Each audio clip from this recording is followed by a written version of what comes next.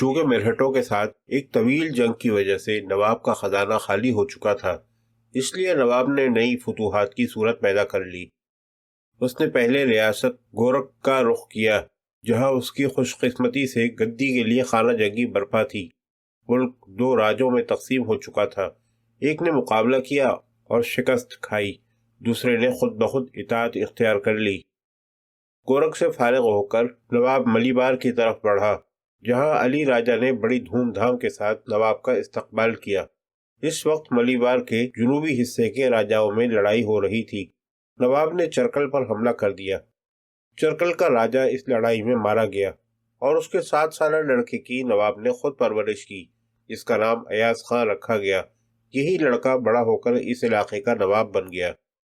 ملیبار سے فارغ ہو کر نواب نے بلاری کی طرف توجہ کی، چونکہ بسالت جنگ ناظم ادھونی نے بلاری پر حملہ کیا تھا اور بلاری کے راجہ نے نواب حیدر علی سے امداد طلب کی تھی۔ اس لیے نواب کو بسالت جنگ کی فوج پر، جو فرانسیسی افسر موسیو ڈی لالی کے زیر کمان تھی، حملہ کرنے کا موقع مل گیا۔ بسالت جنگ کی فوج کو شکست ہوئی اور نواب نے بلاری پر قبضہ کر لیا۔ بلاری کا راجہ نظام الملک کے بجائے نواب کا باجگزار بن گیا۔ اسی طرح گتی بھی فتح ہو گیا۔ گتی جنوبی ہندوستان کا ایک مشہور قلعہ ہے، جس پر مرہٹوں کی حکومت ایک عرصہ دراز سے چلی آتی تھی۔ گتی کے راجہ اس قدر زبردست تھے کہ گرد و نواح کے علاقوں میں ان کی ہیبت چھائی ہوئی تھی۔ یہاں کا راجہ ویرالی راؤ ہمیشہ مرہٹوں سے مل کر میسور پر حملہ کرتا تھا۔ انگریزوں کے ساتھ نواب کی پہلی جنگ میں بھی ویرالی راؤ نے نواب محمد علی والیہ کرناٹک کا ساتھ دیا تھا۔ نواب حیدر علی نے ویرالی راؤ سے انتقام لینے کے لیے گتی کا محاصرہ کیا۔ چونکہ قلعہ بہت مضبوط تھا، اس لیے محاصرے نے طول کھینچا۔ آخر جب قلعے میں رسد کا جانا بند ہو گیا اور قلعے کے اندر تالاب سوکھ گئے تو راجہ نے اطاعت قبول کر لی اور گتی کے علاوہ اس کے مضافات پر بھی قبضہ ہو گیا۔ گتی کی فتح کے بعد گرم کنڈا کے قلعہ دار نے بھی اپنا قلعہ نواب حیدر علی کے حوالے کر دیا۔ بلاری کی تسخیر سے نظام الملک اس قدر متاثر ہوا کہ وہ نواب حیدر علی کو ذکر دینے کے لیے مرہٹوں سے مل گیا۔ ادھر مرہٹے بھی گتی پر نواب کے قابض ہو جانے سے پیچ و تاب کھا رہے تھے۔ پیشوا راگھو با نے 16,000 فوج نظام الملک کی مدد کے لیے بھیج دی، مگر نواب حیدر علی نے دونوں فوجوں کے ملنے سے پہلے ہی مرہٹوں میں پھوٹ ڈلوا دی، جس کی وجہ سے وہ آپس میں لڑ کر واپس چلے گئے۔ نظام الملک کی طرف سے اس کا ایک افسر ابراہیم خان دھوسا مہم سر کرنے کے لیے آیا ہوا تھا۔ نواب حیدر علی نے محمد علی کو گھوسا کا خطاب دے کر ابراہیم خان دھوسا کے مقابلے پر بھیجا اور خود نواب بھی غیر معمولی سرعت کے ساتھ حیدرآبادی فوجوں پر حملہ آور ہوا۔ حیدرآبادی فوج کو ایسی شکست ہوئی کہ دھوسا ننگے سر میدان جنگ سے بھاگ گیا۔ حیدرآبادی فوج گولکنڈہ واپس چلی گئی۔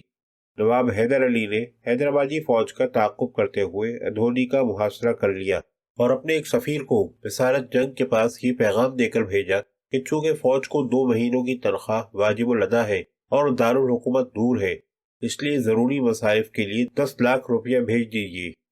بسالت جنگ نے اس مطالبے کو فوراً پورا کر دیا۔ پونا میں مرہٹوں کی خانہ جنگی نے ایک نازک صورت اختیار کر لی تھی۔ زمانے کی نارنگی دیکھیے کہ پیشوا رگھو با پونا سے فرار ہو کر نواب حیدر علی سے مدد مانگنے کے لیے میسور پہنچا اور اس کے عوض دریائے کرشنا سے جنوب کی طرف کا تمام علاقہ جس پر مرہٹے قابض تھے نواب کو لکھ کر دے دیا، مگر اس کی فوج میں پھوٹ پڑ گئی اور فوج کا ایک کثیر حصہ پیشوا کو چھوڑ کر پونا چلا گیا۔ رگھو با میسور سے گجرات کی طرف چلا گیا۔ دوسری طرف نانا فرنویس نے انگریزوں کو ہندوستان سے نکالنے کے لیے فوجی طاقت بڑھانا شروع کر دی اور نواب حیدر علی کو بھی انگریزوں پر حملہ کرنے کا مشورہ دیا، مگر نواب نے اپنے مصالح اور میسور پر مرہٹوں کے گزشتہ تباہ کن حملوں کے پیش نظر انگریزوں کو نانا فرنویس کے ارادے سے مطلع کر دیا۔ شاہنور کا نواب عبدالحکیم خان نواب حیدر علی کے خلاف پھر مرہٹوں سے سازش کر رہا تھا۔ نواب حیدر علی نے شاہنور پر فوج کشی کی اور نواب عبدالحکیم خان کو شکست دے کر اسے قید کر لیا۔ اس پر نواب عبدالحکیم خان نے اپنی خاص سواری اور نشان کے ہاتھی کے علاوہ 1.5 لاکھ روپیہ نواب حیدر علی کی خدمت میں پیش کر کے ہمیشہ اطاعت گزار رہنے کا وعدہ کیا۔ اس کے بعد نواب حیدر علی نے بادامی اور دہاڑ باڑ پر فوج کشی کی۔ بادامی ایک معمولی لڑائی کے بعد فتح ہو گیا، مگر دھاڑ باڑ ایک نہایت مضبوط قلعہ تھا جس کی حفاظت کے لیے مرہٹوں نے ایک زبردست فوج متعین کر رکھی تھی۔ نواب حیدر علی نے اپنی فوج کے ایک حصے کو مرہٹی لباس پہنا کر قلعے کی طرف روانہ کر دیا تھا اور قلعے دار کے نام اس مضمون کا ایک جعلی خط بھیج دیا کہ قلعے کی مرہٹی فوج کے لیے کمک بھیجی جا رہی ہے۔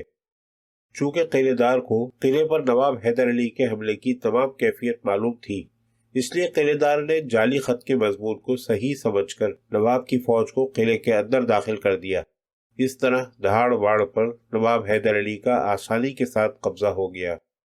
دہاڑ واڑ سے نواب حیدر علی اناگندی کی طرف بڑھے، جس کے راجے کا نام تمراج تھا۔ اس راجے کی نسبت یہ مشہور تھا کہ وہ کسی کو سلام نہ کرتا تھا۔